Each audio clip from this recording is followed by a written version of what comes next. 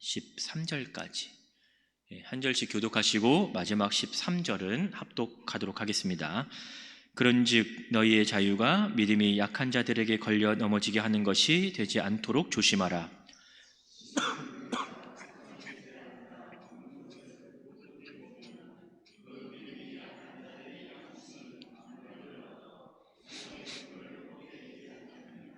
그러면 내 지식으로 그 믿음이 약한 자가 멸망하나니 그는 그리스도께서 위하여 죽으신 형제라.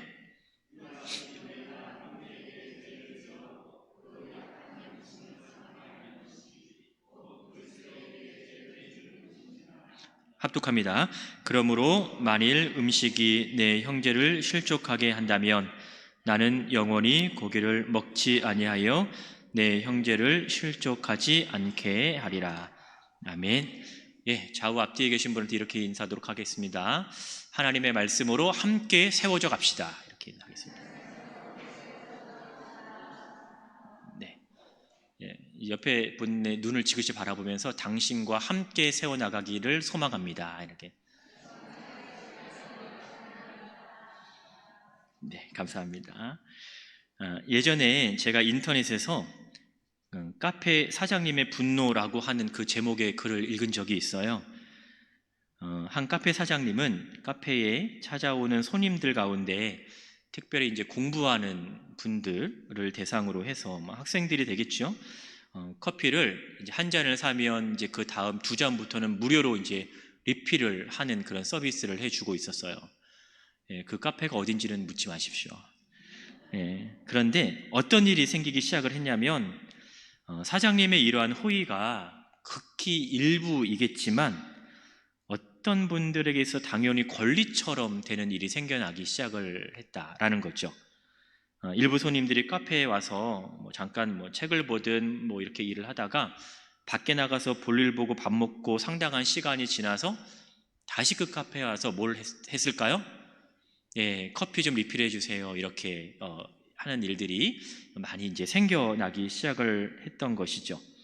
그래서 이런 모습에 사장님이 마치 내가 베푼 호의가 자신들의 권리인 듯이 행동을 한다라는 그들의 행동을 이제 꼬집으면서 본인이 운영하는 카페 입구에 이렇게 글을 적어 놓은 것이 기사화가 돼서 이제 인터넷으로 본 적이 있습니다.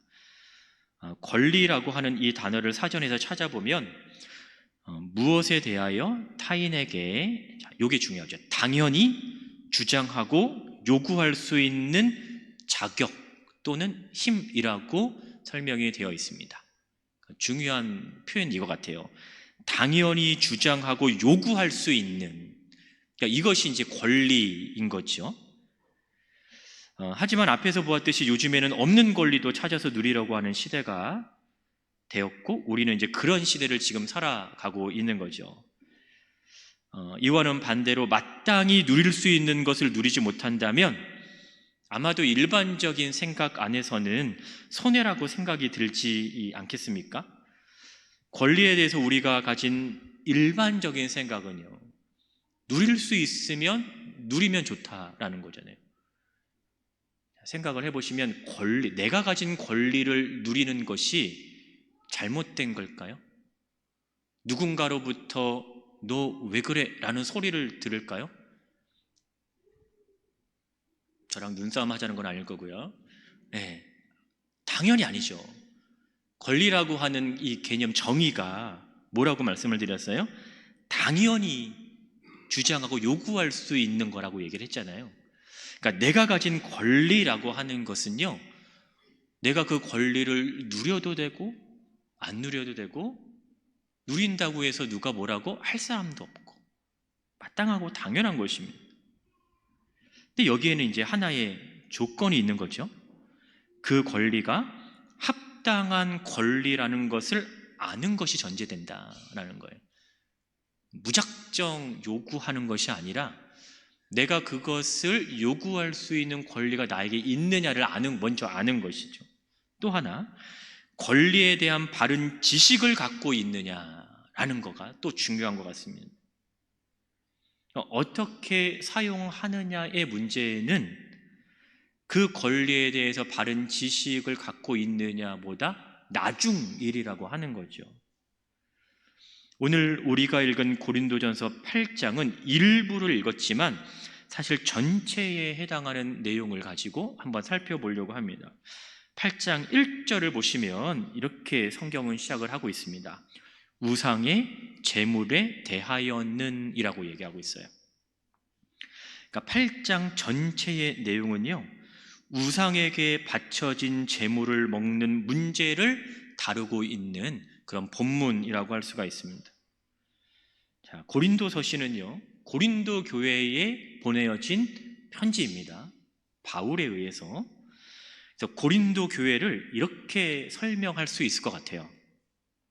바울에 의해서 이방 지역에 세워진 주로 이방인들로 구성된 이방 교회, 이게 바로 고린도 교회를 설명할 때 가장 적합한 표현이라고 저는 생각을 합니다.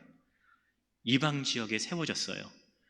그리고 그 교회의 구성원들 대부분은요, 이방인들이에요. 이방인들로만 구성되어 있는 건 아니지만 대부분의 구성원들이 이제 이방인들입니다. 그리고 그들을 중심으로 세워진 이방 교회라고 하는 겁니다. 그렇다 보니까 유난히 내부적으로 외부적으로 많은 어려움, 문제들을 겪고 있었던 교회 가운데 하나이기도 합니다. 그리고 이런 어려움을 제공했던 원인 가운데 하나가 바로 이들의 배경을 이루고 있는 이방인의 문화와 관련되어 있던 거예요. 자, 여러분들, 이방인들이 그리스도인이 되었어요. 그래서 이방 그리스도인이라고 우린 표현을 하죠. 근데 이방인들이 그리스도인이 되었다고 해서 그들이 본래부터 가지고 있었던 사회적인 신분이나 또는 출신의 배경이 바뀌었을까요? 그렇지는 않죠. 여전히 나는 이방의 배경을 가지고 있고요, 나는 여전히 내가 그리스도인 되기 이전의 사회적인 신분을 가지고 있습니다. 바뀐 것이 하나가 있다면 그들의 영적인 신분이 바뀌었겠죠. 그리스도인이 아니었다가 이제는 그리스도인이 된 거예요. 그것이 바뀐 겁니다. 이것은 어떠한 문제점을 가지고 있냐면, 그들은 비록 그리스도인들이지만 여전히 이방인적인 사고의 체계를 가지고 있다, 이방인적인 생각을 가지고 있다라는 것을 의미합니다. 고린도 교회를 구성하고 있는 많은 이방 그리스도인들이 이런 배경을 가지고 있는 거예요. 이방인들로만 구성이 안 되었다라고 하는 것은 유대 그리스도인도 있다라는 얘기인 거죠. 그러니까 유대 그리스도인들은 어떠한 배경을 또 가지고 있을까요? 유대교적인 배경을 또 가지고 있겠죠.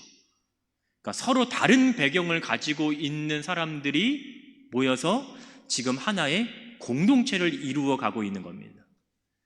그러면 여기에서 생각해 볼 때, 여기에 있는 사람들은 항상 마음이 하나로 딱 모아질까? 뜻이 딱 하나로 모아질 수 있을까? 어떠한 문제가 딱 생겨나면 그것을 해결하기 위해서 모든 사람들이 마음과 뜻을 모을까? 약간 어렵다라는 거죠. 유대 그리스도인들은 유대적인 배경을 가지고 있고 그 안에서 생각을 할 거예요. 이방 그리스도인들은 이전에 자신들이 가지고 있었던 그러한 문화 여전히 있다라는 거죠. 비록 그리스도인으로 지금은 살아가고 있지만 언제든지 이전의 문화에 쉽게 접할 수 있는 환경이라는 거예요. 그 환경이 지금 그들을 이렇게 감싸고 있는 거죠. 그러니까 오늘날 우리가 그리스도인으로 살아가는 것도 쉽지 않다라고 말씀을 드렸는데, 당시에도 사실 그렇죠.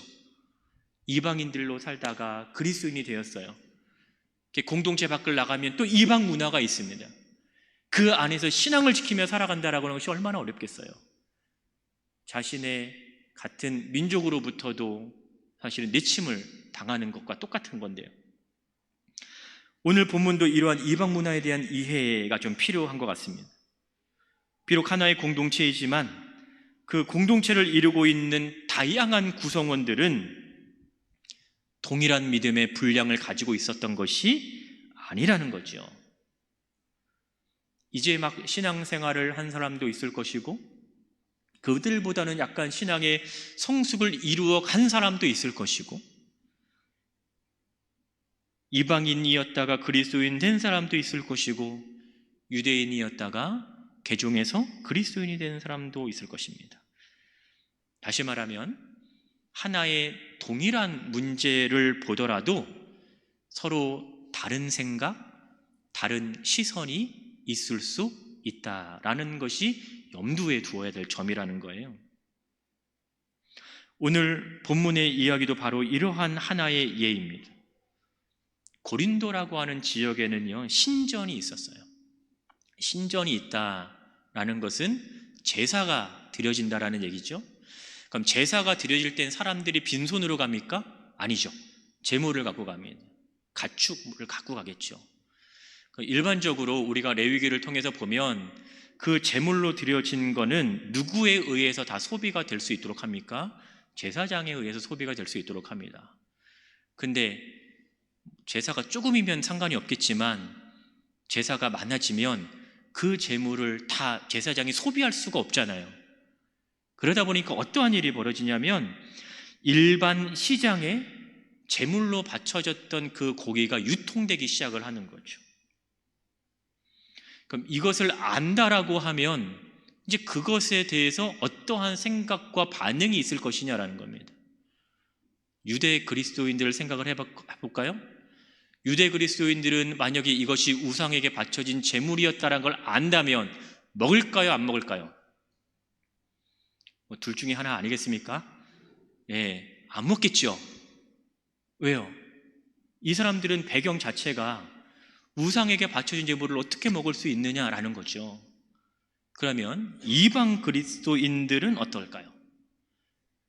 자, 유대 그리스도인들은 율법에 따라서 제물을 안 먹습니다. 그럼 이방 그리스도인들은 율법이 있을까요? 없을까요? 없겠죠? 그러면 이 고기를 먹는 문제에 거리낌이 있을까요? 없을까요? 없겠죠. 그러니까 서로 다른 배경 때문에 문제가 생길 수 있는 거예요. 또 하나는 영지주의의 영향을 받은 자유주의자들 같은 경우에도 아무런 거리낌이 없다라는 겁니다. 만약에 여러분이 이러한 상황에 놓여진다라고 하면 어떤 결정을 하시겠습니까? 여러분은 먹겠습니까? 안 먹겠습니까? 드려진 고기가 툭불 한우라고 하는데 어떻겠어요?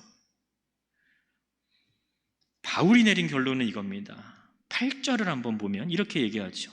음식은 우리를 하나님 앞에 내세우지 못하나니 우리가 먹지 않는다고 해서 더 못 사는 것도 아니고 먹는다고 해서 더 잘 사는 것도 아니니라 라고 바울은 결론을 내립니다. 즉 바울이 내린 결론은 뭐냐면 이 고기를 먹는 것이 신앙의 강함과 약함을 만드는 결과도 아니다. 신앙의 강함과 약함을 표현하는 기준도 아니다라는 게 바울이 내린 결론인 거예요. 그러니까 먹는 거에 대한 이 어떤 중요한 게 아니라고 하는 거죠. 바울이 왜 이렇게 이야기를 할 수 있냐면 그 답이 4절에서 나타나는데, 자 4절 보시면 이렇게 얘기합니다. 우상의 제물을 먹는 일에 대하여는 우리가 우상은 세상에 아무것도 아니며 라고 얘기해요. 또한 그 다음이 중요한 거죠. 하나님은 한 분밖에 없는 줄 안다 라고 얘기하는 거예요. 이 고백이 바울로 하여금 우상의 제물 앞에서 자유할 수 있는 유일한 이유였습니다. 하나님은 한 분밖에 없다. 이것이 바울이 가지고 있는 그의 신앙에 대한 고백이었어요. 그리고 그 고백이 바울로 하여금 참된 자유를 갖게 한 거죠. 율법에 매여 있는 것이 아니라. 여러분, 우상과 하나님 사이에는 큰 차이가 있습니다. 첫 번째 차이가 뭐냐면요, 우상은 창조의 능력이 없습니다. 그러나 이에 반해서 우리가 믿는 하나님은 어떠한 분이십니까? 6절을 보시면 이렇게 얘기를 하고 있습니다. 우리에게는 한 하나님 곧 아버지가 계시니, 자, 만물이 그에게서 났고 우리도 그를 위하여 있고 또한 한 주 예수 그리스도께서 계시니 만물이 그로 말미암고 우리도 그로 말미암아 있다라고 얘기하는 거예요. 예. 만물이 그로 말미암았다, 만물이 그에게서 났다라는 이 말은 만물의 근원은 하나님이라고 하는 사실인 거죠. 만물의 근원은 주님이라고 바울은 고백을 하고 있는 거예요. 내가 믿는 하나님은 창조주 하나님이다. 성경은 분명히 얘기하고 있는 거죠. 만물이 그에게서 났다. 우상은요, 창조의 능력이 없습니다. 또 하나는요, 우상은 구속의 능력이 없다라는 거예요. 11절 보실까요? 11절 하반절에 보면 그리스도께서 위하여 죽으신 형제다라고 얘기합니다. 물론 일부분이기는 하지만 이 예수님께서 죽으신 이유는 뭘까요? 예수 그리스도의 죽음은 구속을 위한 죽음이셨죠. 구속적 죽음이셨습니다. 하나님이 아닌 그 어떠한 신도 영혼을 구원할 능력은 없다라는 것을 오늘 본문은 보여주고 있는 거죠. 오직 하나님만이 구속의 능력이 있는 분이시고 오직 예수 그리스도만이 죄를 해결하실 수 있는 유일한 분이다라는 것을 오늘 본문은 우리에게 보여주고 있는 거예요. 창조주 하나님, 구원자 예수 그리스도를 바울은 믿고 있다라는 거죠. 이 믿음이 그를 자유하게 한다라는 겁니다. 이 두 가지를 생각해 보더라도 우상은 아무것도 아니라고 하는 바울의 결론이 정답이다라고 우리는 알 수가 있는 거죠. 따라서 우상에게 바쳐진 고기를 먹는다 할지라도 이것이 그들의 신앙에 영향을 끼칠 수는 없다라는 거예요. 오히려 믿음을 통해서 누리는 참된 자유가 중요하다라는 거죠. 그래서 사실 오늘 본문에 대한 이야기는요, 자유에 대한 이야기입니다. 자유가 권리로 표현이 되고 있는 거예요. 본문 여러분 9절을 보시면 이렇게 얘기하죠. 너희의 자유가 라고 얘기합니다. 오늘 우리가 읽은 본문 보시면, 근데 이 자유라고 하는 이 단어 앞에 숫자가 하나가 있어요. 그렇죠? 그 숫자를 밑으로 딱 따라서 내려와 보시면 뭐라고 얘기를 하고 있냐면 성경 아래에 보시면 이건 헬라어로 뭐라고 써 있어요? 권리라고 얘기하는 거예요. 그러니까 한글 성경에서는 자유라고 번역이 되어 있지만 헬라어 성경을 보면 이것은 권리를 나타내는 단어가 사용이 된 겁니다. 그러니까 여기서 말하는 자유는 곧 권리라고 얘기를 할 수가 있는 거죠. 따라서 9절에서 너희의 자유가 라고 하는 이 말을 조금만 더 길게 풀어서 쓴다면 이렇게 얘기할 수 있는 거죠. 우상에게 바쳐진 재물을 먹을 수 있는 권리를 가진 너희가 라는 거예요. 기니까 한 번 더 읽어드릴게요. 우상에게 바쳐진 재물을 먹을 수 있는 권리를 가진 너희인 거예요. 그러니까 아까 권리는 당연히 마땅히 할 수 있는 거라고 얘기했잖아요.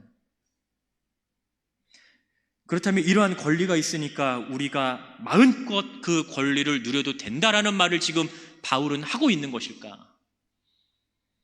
성경을 계속 읽다 보면 본문은 그렇게 이야기하지 않습니다. 그래서 바울은 신앙생활의 중요한 원리를 하나 제시하고 있는 것이 있는데요, 바로 그것이 뭐냐면 권리에 대한 포기인 거예요. 그래서 오늘 본문 제목도 보면 권리 포기인 겁니다. 내가 마땅히 할 수 있는 권리를 가지고 있지만 그 권리를 내가 행사하지 않겠다라는 거죠. 할 수 있는 권리도 있어요. 할 수 있는 자유도 있습니다. 그러나 하지 않을 수 있는 자유도 있다라는 사실인 거죠. 꼭 권리를 행사해야만 그 자유를 누리는 것이 아니라 그 권리를 때로는 사용하지 않아도 내가 그 자유를 누리고 있다라는 것을 얘기를 하는 것입니다. 그래서 9절을 다시 한번 보시면 그런즉 너희의 자유가, 너희가 사용하는 이 권리가 믿음이 약한 자들에게 걸려 넘어지게 하는 것이 되지 않도록 어떻게 하라? 조심하라 라는 거예요. 마땅히 우리가 할 수 있는 권리가 있고 할 수 있는 자유가 있지만 너가 행사하는 그 자유를 통해서 믿음이 약한 자들이 넘어질 수도 있다. 그러니까 어떻게 하라? 조심하라. 이렇게 얘기를 하고 있는 거죠. 믿음 안에서 자유함으로 그 고기를, 그 음식을 먹을 수도 있지만 만약 그럴 만한 믿음이 없는 자들이 그 모습을 본다면 어떠하겠는가? 시험에 들 수 있지 않겠어요? 그러면 먹는 것이 낫겠어요? 아니면 먹지 않는 것이 낫겠습니까? 먹을 수 있는 자유도 있지만 먹지 않을 수 있는 자유도 있는 거죠. 나의 행동이 누군가에 의해서 보니까 저렇게 해도 되는구나. 내가 그 지식이 있는 거예요. 바른 지식이 있는 거예요. 그래서 나는 그렇게 한 거예요. 근데 바른 지식이 없는데 그냥 쫓아만 하는 사람들은 분별력이 사실은 약할 수밖에 없는 거죠. 그러면 바른 지식이 동반되지 않는 잘못된 행동이 따라 나올 수도 있다는 겁니다. 그래서 권리의 사용은 바른 지식이 반드시 필요하다라는 것을 바울은 이야기를 하고 있는 겁니다. 이런 맥락에서 보면 9절 끝에 등장하는 조심하라 라고 하는 이 말은 이렇게 이해를 해볼 수 있겠죠. 너희의 행동이 끼칠 수 있는 영향까지 생각하면서 행동하라 라는 거죠. 나는 그럴 만한 믿음이 있어서 그렇게 행동을 했지만 그것을 받아들일 수 없이 믿음이 연약한 자가 본다면 그것도 생각을 해봐라. 무조건 다 행한다고 행사한다고 해서 좋은 것이 아닐 수 있다. 이렇게 얘기하겠죠. 행할 수 있는 권리가 있다 하더라도 복음을 위해서 또는 건강한 교회를 세우기 위해서라면 잠시 그 권리를 사용하지 않는 것도 더 좋을 수 있다라고 바울은 말하고 있는 것이죠. 실제로 이렇게 말하고 있는 이 바울 역시도 그가 누릴 수 있는 권리가 너무나 많았죠. 그는 정통 유대인의 혈통을 또 가졌기도 했고 율법 교사로서 수준 높은 학문적인 지식을 가지고 있었기도 했고 로마의 시민권을 가지고 있었기 때문에 그의 행동에 보장을 받았던 인물이었습니다. 하지만 바울은 이렇게 고백을 하지요. 빌립보서 3장 7절에 보시면 무엇이든지 내게 유익하던 것을 내가 그리스도를 위해 다 해로 여긴다. 그리스도를 위해서 다 해로 여기는 것이 극히 일부만이 아니고 그것이 무엇이 되었든지 간에 내가 예수님을 위해서 다 내려놓았다라고 하는 것이죠. 바울은 오늘날로 말하면 자비량 선교를 하던 사람이었죠. 그의 직업이 뭐였어요? 천막 만드는 텐트 메이커였습니다. 천막 만드는 사람이었어요. 이미 그는 복음을 위해서 파송이 됐기 때문에 성도들에 의해 선교 후원을 받을 수도 있었지만 그는 그렇게 하지 않았습니다. 자비량으로 선교를 했던 인물이었습니다. 때로는 이러한 그의 행동 때문에 그가 가지고 있는 사도직에 대한 도전도 받았던 사람이었어요. 그러나 바울이 이렇게 본인이 누릴 수 있는 권리를 내려놓을 수 있었던 이유는 하나였습니다. 복음을 위해서, 예수 그리스도를 위해서. 우리에게도 신앙이 있죠. 우리에게도 믿음이 있습니다. 또 우리에게는 믿음 안에서 자유를 누릴 수 있는 권리도 있습니다. 그런데 내가 누리는 그 신앙의 자유가 만약에 누군가로부터 실족하게 만든다면 그래도 그 권리를 사용하는 것이 옳을까요? 일단 분위기상으로는 아니라고 대답하셔야 되겠죠. 그런데 그것이 나의 사회적 지위를 바꿀 수 있는 것이라면, 그것이 나의 명예가 좀 더 드러낼 수 있는 것이라면, 또는 나에게 경제적인 이득을 줄 수 있는 것이라면, 그럼에도 불구하고 그 자유를 나는 사용하지 않겠다라고 말할 수 있을까요? 그 고백을 위해서 우리에게는 믿음이 필요한 거죠. 그 고백을 위해서 우리에게는 예수 그리스도의 은혜가 필요한 겁니다.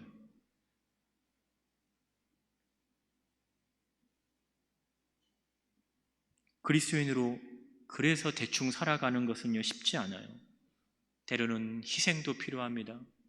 때로는 헌신도 필요하고요. 때로는 포기도 필요합니다.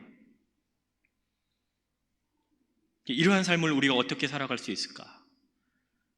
8장 1절을 보시면 이렇게 얘기를 하고 있습니다. 지식은 교만하게 하지만 사랑은 덕을 세우나니. 그럼 지식이 더 필요한 걸까요? 아니면 사랑이 더 필요한 걸까요? 예.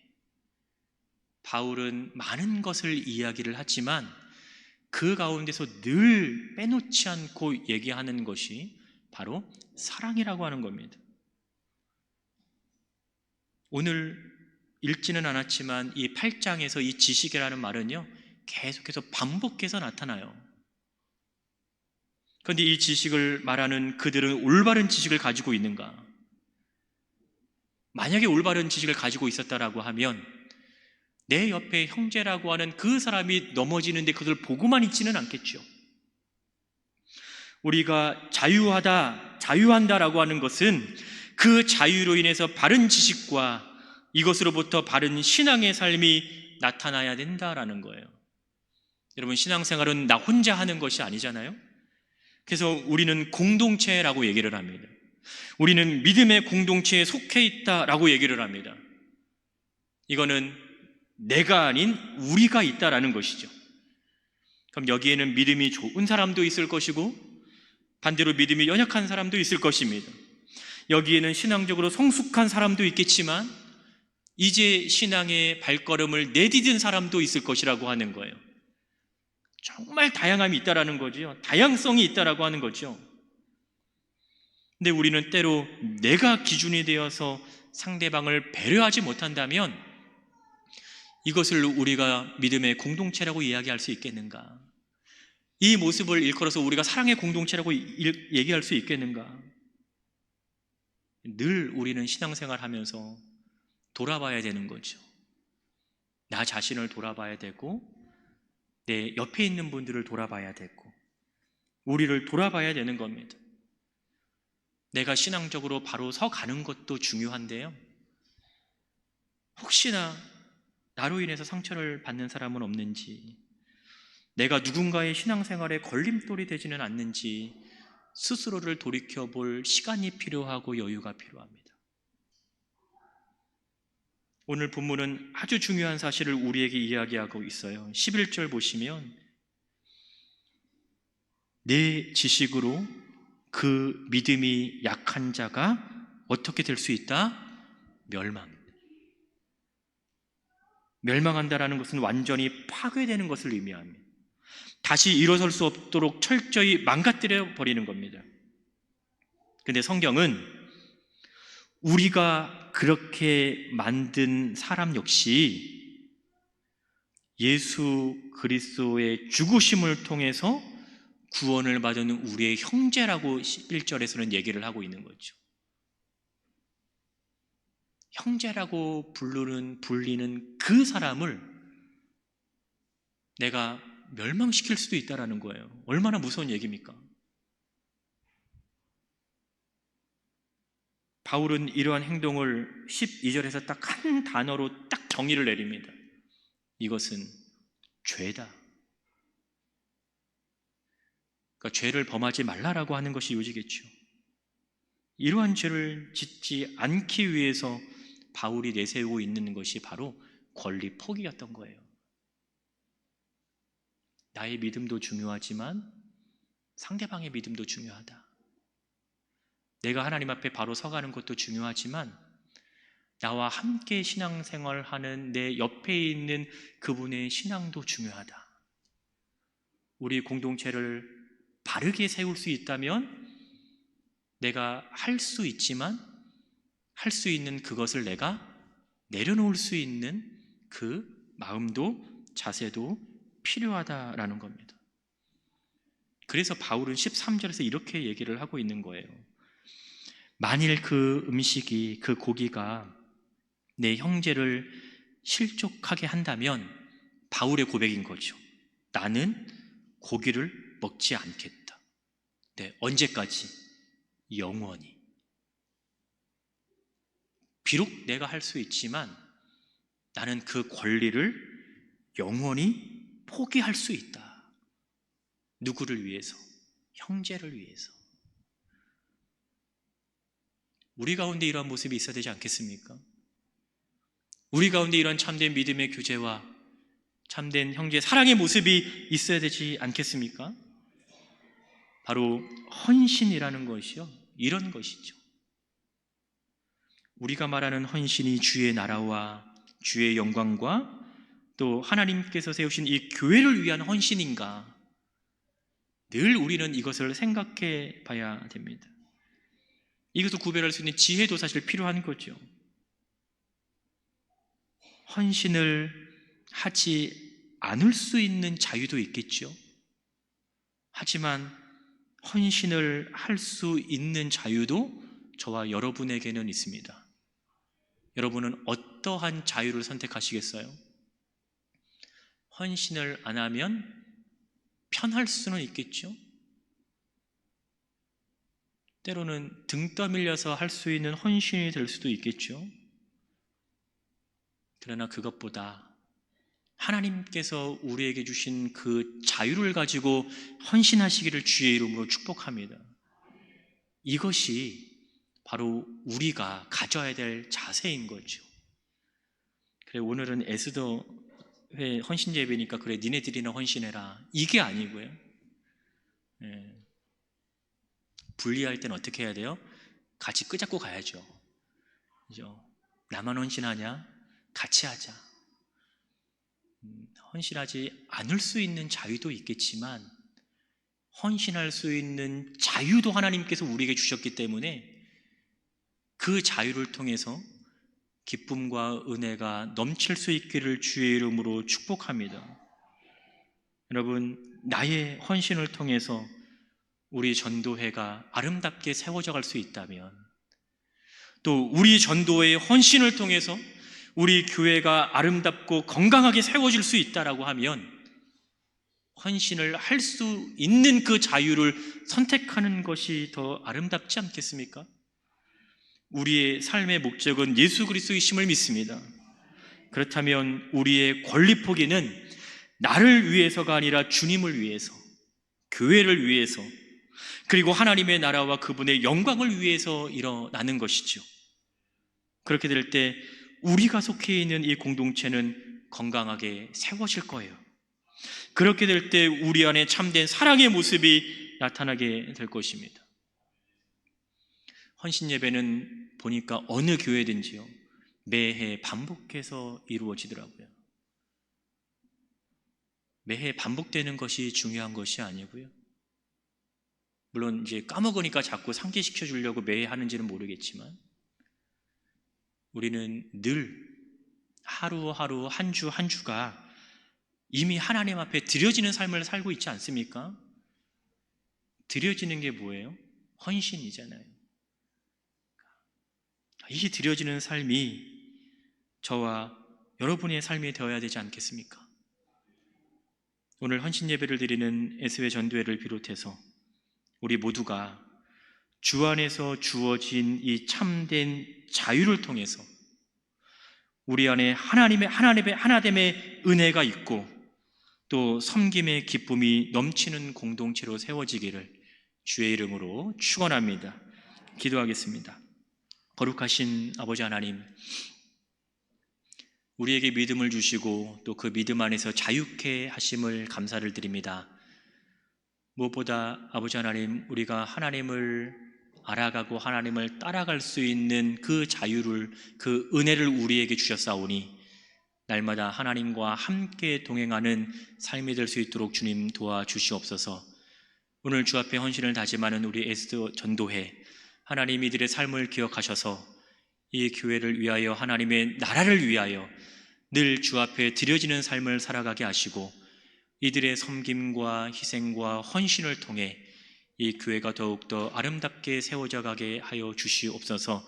또 이 교회를 구성하고 있는 모든 구성원들에게 하나님 동일한 은혜를 허락하여 주셔서 하나님 늘 주 앞에 드려지고 주 앞에 감사함으로 나아가는 귀하고 복된 삶을 살아가게 하옵소서. 감사드리며 살아계신 예수 그리스도의 이름으로 기도 올리옵나이다. 아멘.